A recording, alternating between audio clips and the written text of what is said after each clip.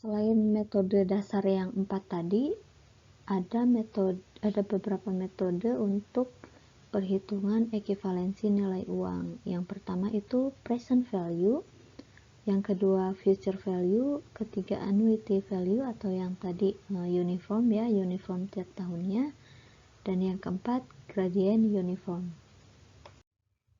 Ini adalah beberapa notasi atau simbol yang akan kita gunakan pada present value, future value, annual ataupun di gradient.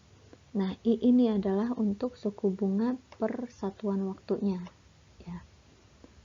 Untuk N adalah jumlah satuan waktu atau periodenya. Sedangkan untuk P simbol dari present value atau pokok ataupun jumlah uang saat ini.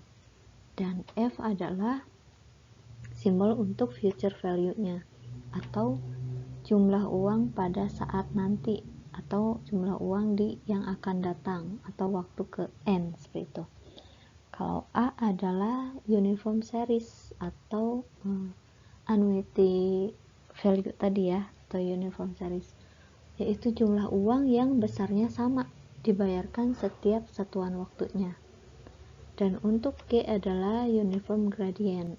Untuk uniform gradient ini adalah penambahan ataupun pengurangan sejumlah uang tetapi secara konstan pada uniform series. Misalkan kita punya uang present ya, uang nilai sekarang itu 10.000 ya, 10.000 misal nilai presentnya 10.000, kita akan mendapatkan pemasukan tiap tahunnya adalah 500 rupiah misalnya tiap tahunnya. Inilah yang disebut dengan annual. Nah, sedangkan berapa sih jumlah uang yang akan kita dapatkan di akhir tahun ke-5 misalkan, akhir tahun ke-5 ini adalah N-nya ya, N. Nah, uang yang akan kita peroleh di akhir tahun ke-5 itu disebutnya dengan future. Tuh. Jadi jangan sampai tertukar simbol-simbol ini. Selain nanti menggunakan rumus perhitungan, bisa juga nanti cara mencari nilai ekivalensinya itu dengan cara membaca tabel bunga. Atau biasanya kalau di tabel bunga itu disimbolkan dengan X, Y per Z, I, dan N. Nah, X ini adalah sejumlah uang dari Z. Z ini adalah yang diketahuinya apa? Yang diketahuinya. Sedangkan Y adalah yang dicarinya, yang akan kita cari. Dan I adalah suku bunga, N adalah periode waktu. Misalkan tadi ya, kita mengetahui nilai present kita sekarang. Jadi X-nya itu adalah nilai present yang diketahui. Kita akan mencari nilai future pada 10 tahun mendatang misal. Berarti yang dicari adalah F dibagi dengan yang diketahui, F per P dengan tingkat suku bunga adalah misalkan 5%. 5% dan tadi N-nya adalah 10 ya. N-nya adalah 10. Jadi nanti untuk yang di awal ini adalah pasti yang akan ditanyakan. Ya, akan ditanyakannya atau Y kalau di sini. Nah, untuk si penyebutnya itu adalah nilai yang diketahuinya apa.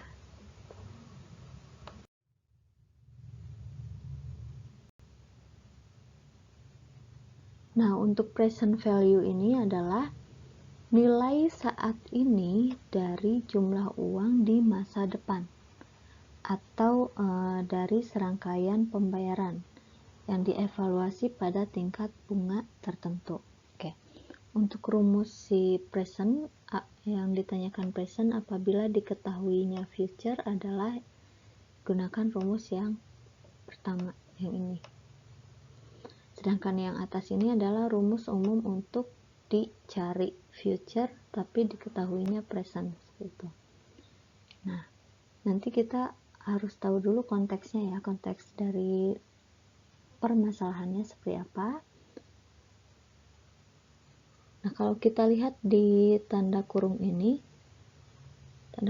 sebenarnya kita bisa cari nilainya itu dengan menggunakan tabel bunga. Ya, tanda kurung ini disebut faktor bunga yang nilainya ini dapat dicari dalam tabel bunga seperti itu. Jadi kalau dilihat dari rumus dan tabel bunga, yang ditanyakan P, yang diketahuinya future ya, yang diketahuinya future-nya berarti yang tanda kurung ini diganti dengan P per F, I, dan juga N. I-nya dalam tingkat suku bunga tertentu dan N-nya dalam waktu tertentu seperti itu. Nah, kalau kita lihat di cash flow diagram berarti gimana cara bacanya?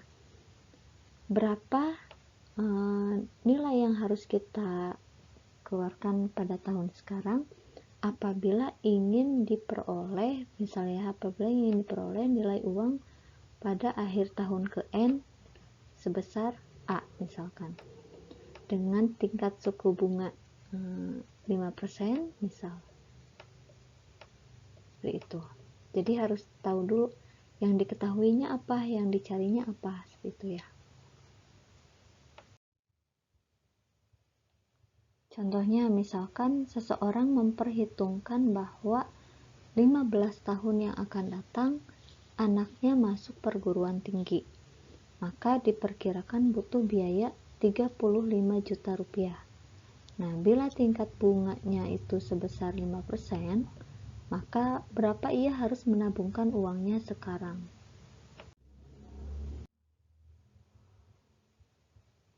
Oke, seperti biasa penyelesaiannya ya, kita tuliskan dulu yang diketahuinya apa saja. Nah, diketahuinya nilai future-nya adalah 35 juta pada tingkat bunga 5% dan N-nya adalah 15 tahun. Yang ditanyakannya adalah berapa uang yang harus disiapkan pada tahun sekarang ya, yang harus ditabungkan seperti itu.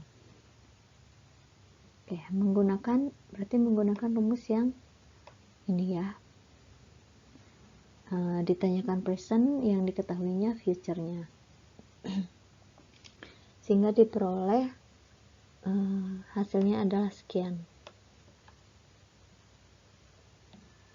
Atau kita bisa menggunakan rumus lihat di tabel. Untuk yang tanda kurungnya ini kita lihat di tabel. Artinya F-nya adalah 35 juta, kita nanti lihat di tabel P per F, suku bunga 5% dan untuk N-nya 15. Kalau dilihat di tabel adalah sekian ya. Kalau dituliskan diagram cash flow-nya jadi seperti apa? Nanti coba tuliskan. Kalau dilihat di tabel ini ya, perhatikan suku bunganya yang ini berapa persen yang ditanyakan ya. Lalu perhatikan juga yang ditanyakan F yang diketahui P atau yang ditanyakan P yang diketahui F. Nah, P per F atau F per P nya jangan sampai tertukar ya. Kalau di sini kan P per F ya, P per F. Berarti kita lihat di yang P per F yang ini dengan nilai tahunnya itu adalah 15 tahun, sehingga kalau dilihat di tabel adalah 0,4810. Jadi perhatikan apa yang diketahui, apa yang ditanyakannya, terus perhatikan juga suku bunganya dan N-nya.